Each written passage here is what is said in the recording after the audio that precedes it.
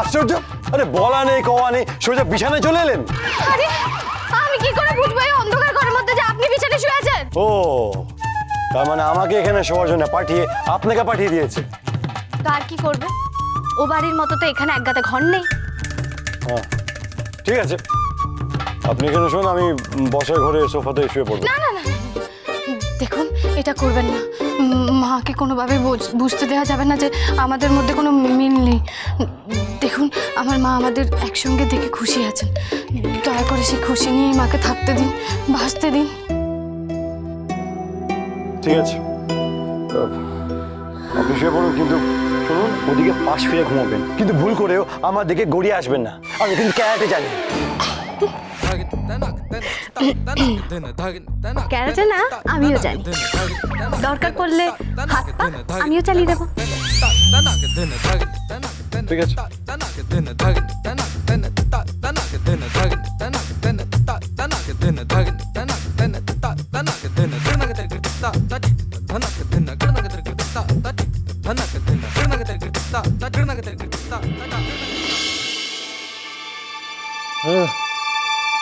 বল বল চল, এগো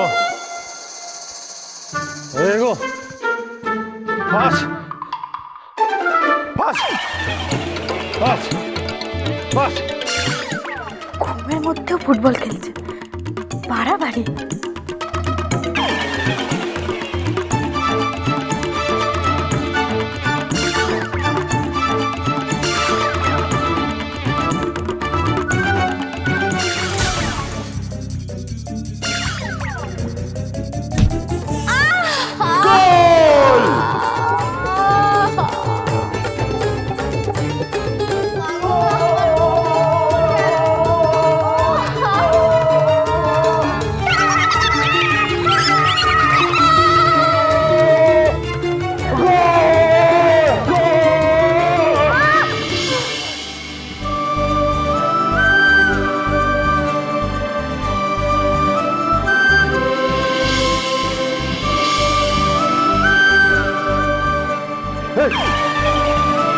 আরে সাহস তো কম নেই আপনার, মানা করার পর সোজা গায়ে উঠে পড়েছেন।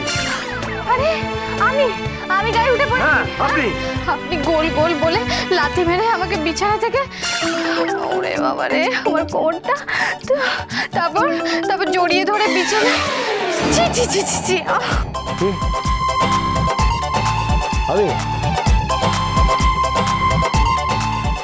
সিরিয়াসলি? তা নয় কি, হ্যাঁ আমি বাড়ি বাড়ি বলছি।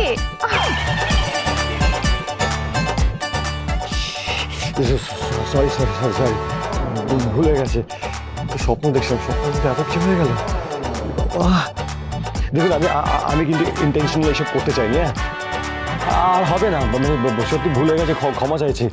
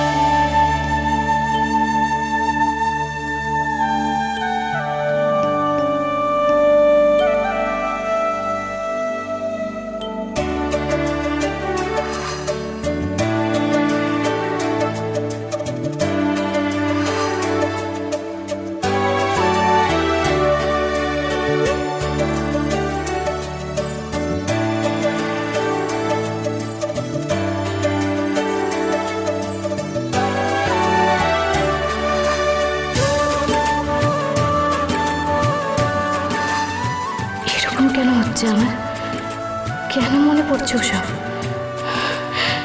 না না না না না, ঘুমোতে হবে, আমি ঘুম দরকার, ঘুম, হ্যাঁ হ্যাঁ ঘুম ঘুম দরকার।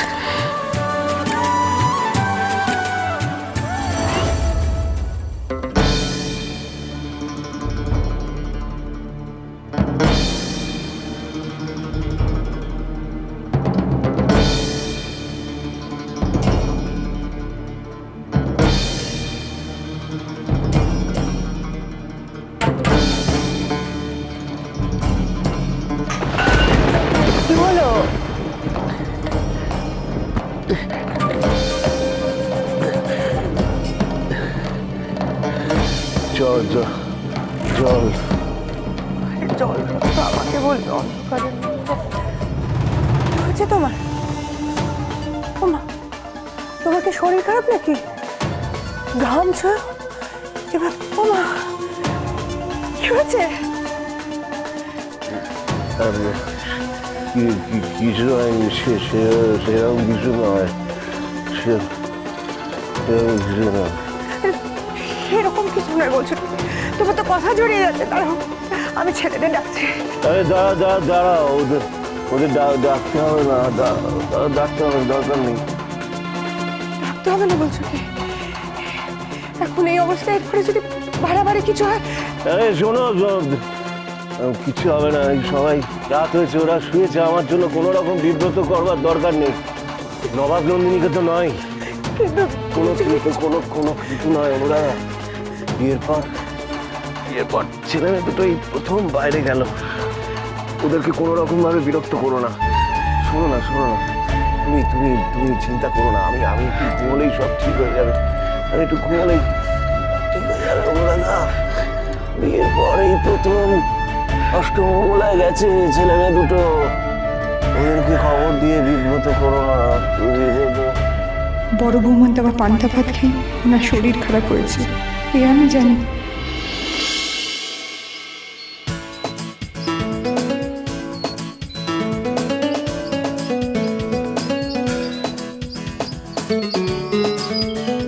এসো। এ কি? হ্যাঁ, চলো এসো, জোরে ছুটে। আরে ফাস্ট।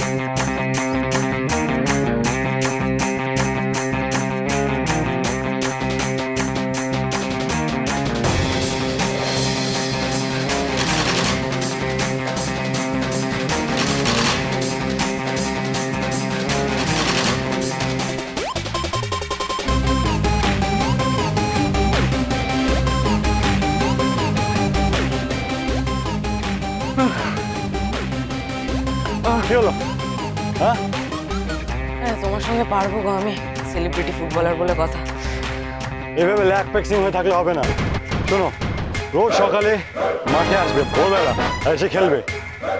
হ্যাঁ, হ্যাঁ। আর তারপরে এসে তারা খেয়ে বাড়ি যাবো আবার। কারা?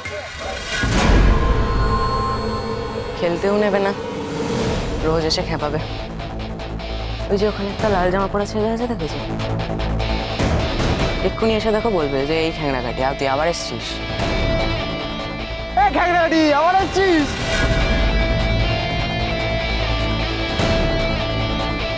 আজ পারলে টাচ করে দেখা। আমার সাথে কে এসছে দেখেছিস তো? আমার জামাইবাবু, ফুটবল কিং নবাব বসু ঠাকুর।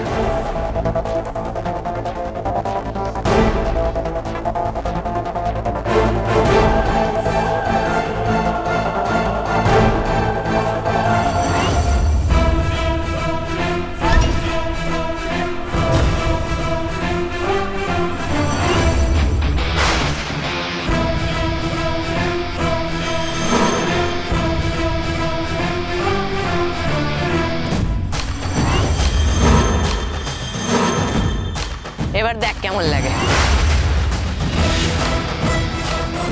চাইলে আমি আপনাকে পুলিশে দিতে পারি, কিন্তু দেব না। তার বদলে আমি যা বলবো সেগুলো আপনাকে শুনতে হবে। হ্যাঁ, নিশ্চয়ই শুনবো। আমার শাশুড়ি নয়ন আর টুম্পা, ওদের খেয়াল রাখতে হবে। ডাক্তার না ডাকলে? আসবে ডাক্তার, আমি আনবো এক্ষুনি। হ্যাঁ, ডক্টর পুততণ্ডু, আপনাকে ডাকতে আমার হাজবেন্ড মানে দেবাঞ্জন যাচ্ছে। আমার শ্বশুর মশাইয়ের চিকিৎসার প্রয়োজন, কিন্তু আমি আপনাকে সরাসরি একটা কথা বলে দিতে চাই যে আমি কিন্তু ফিজটা দিতে পারবো না।